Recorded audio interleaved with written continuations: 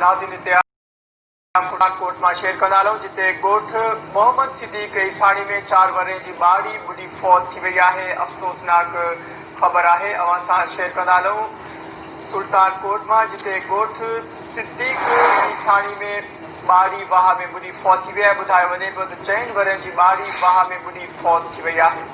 बिल्कुल नाज़रीन इंतहाई अफ़सोसनाक खबर अवां सां शेयर कयूं पिया वाक़िया अपडेट कयूं पिया। सुल्तानकोट भरिसां 4 वरनि जी न्याणी वाह में बुढ़ी फौत थी वई आहे।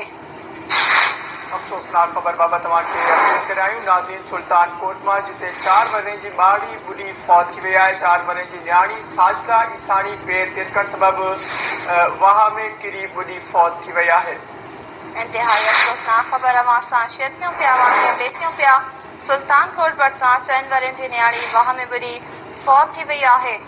जॾहिं त ॿुधायो पियो वञे त पेट तिरकण सबबि न्याणी बुढ़ी फौत थी वई आहे। कच्छ जा केतिरा इलाइक़ा पाणी हेठि अची विया आहिनि। माण्हुनि खे सिलसिलो जारी आहे।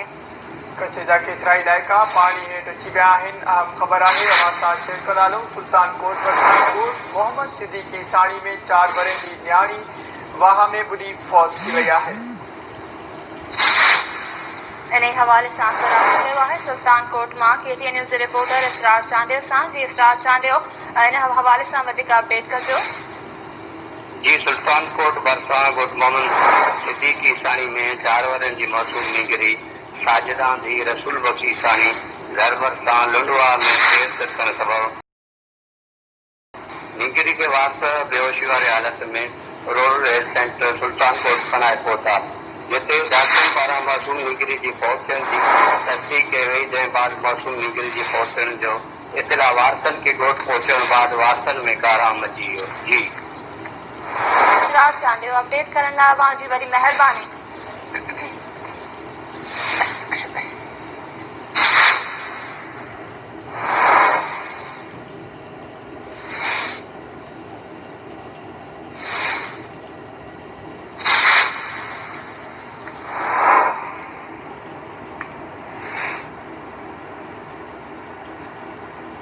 नाज़रीन अहम खबर अवां सां शेयर कंदा PP चेयरमैन बिलावल भुट्टो ज़रदारी जो बयान साम्हूं आयो है।